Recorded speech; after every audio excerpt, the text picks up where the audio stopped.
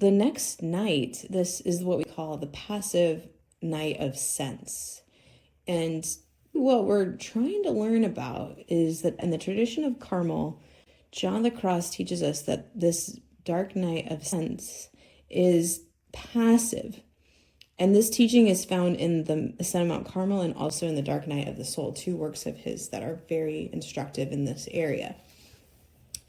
And, honestly, this sense of being passive can sound really challenging, and especially in our culture today, because there's nothing we can do in this phase. We can't just be like, oh, going to do the next thing. Okay, what do I need to do next? It's actually learning that we wait, learning how to wait. There's nothing we can do to affect or create a deeper prayer life at this stage. We literally have to learn how to dispose ourselves in silence and solitude. We have to give our minds and our hearts time to rest and to wait quietly for the Lord to do whatever he wishes to affect a deeper union within our souls. There's nothing we can do. So this will require a lot of practice on our part. This is where we begin a discipline of stillness. St. Teresa of Avila also calls it a practice of recollection, collecting everything inside of us and then letting those things be given to God and creating space of stillness. This will also require a greater silence, deeper periods of silence, and placing ourselves often in the presence of God, who's always present to us. So in that stillness, remembering we're not emptying ourselves for the sake of emptying, like some other prayer traditions of the world say. We're emptying ourselves to be filled with God and to prepare for a great gift of prayer. This great gift of prayer we call infused contemplation. So then the fruit of this labor, which seems like a lack of labor, is love. So it's really a labor of love by waiting for the bridegroom to seize our soul in a special, quiet, divine inflow. So I just want to describe this for you a little bit. St. John of the Cross is one of the master teachers of this. He helps us understand that in the stillness and in the quiet. So, and again, what does this look like? I've been meditating. I've been chewing on things. I'm using Lectio Divina. I'm thinking about it, and then I'm resting. And, okay, this is great. And I might have lots of consolations. And then all of a sudden, one day, as I'm praying and doing my normal routine of meditation, like I can't meditate anymore. I can't think anymore about all these divine things, and I feel dry and I have no consolations at all. This is very common in the dark night of sense, and it's super important that you continue praying even when you don't feel anything. This is it's a super good sign. It means like you're ready for level up, like if you were to put it into context of a video game or something, like next level.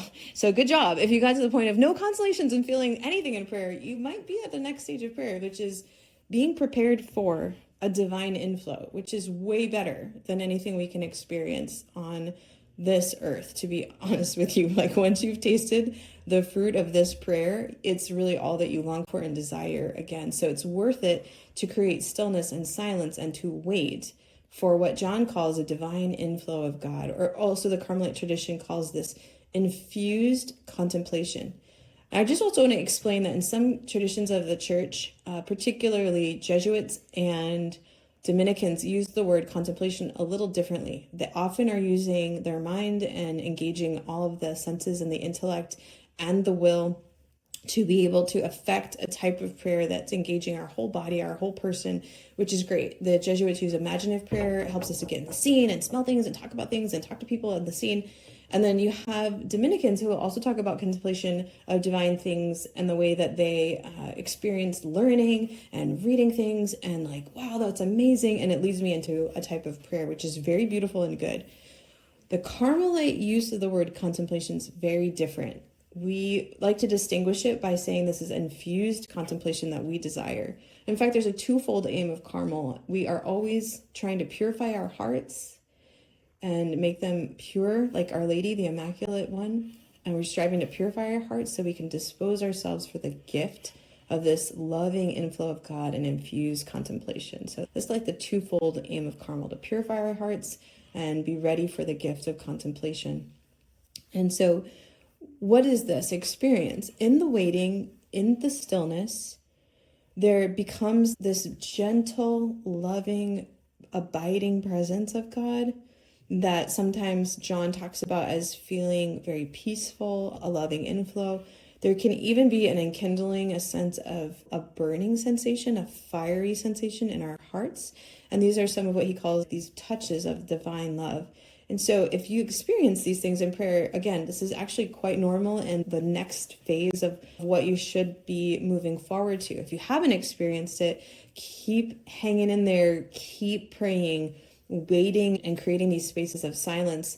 So when we're waiting, we actually rest the intellect. We don't think about things, and we simply stay in God's presence and be ready to receive what it is that God might want to give. And that's a very difficult, challenging thing, and we have to practice it. So just like you want to get better at baseball, you're going to need to do some tryouts. You're going to need to go to the batting cage. You're going to need to brush up on your skills. Same here, guys and ladies. Ladies, if you want to be a ballerina, you need to practice ballerina. You got to go to ballerina school or whatever. You got to learn ballet. So here's the thing. You have to learn in prayer.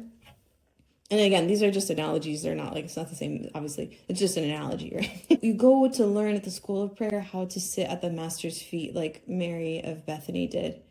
And you just listen and you just wait for what the Lord may be giving you. And this does require practice. And it takes a little bit of time to learn how to do that. Here's some questions to leave you with today. Am I comfortable in waiting? Am I comfortable in waiting for the Lord?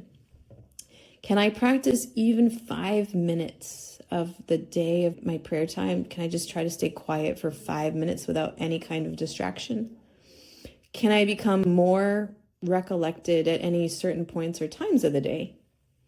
And then to understand that the passive night of the sense opens our hearts to deeper prayer. We wait and we allow God to move. Just think about that. And I encourage you to practice waiting, and it will bear great fruit. As we close today, I want to leave you with a little bit of the spiritual canticle. This is stanza 35 of the spiritual canticle. It's one of my favorites. It talks about solitude and silence.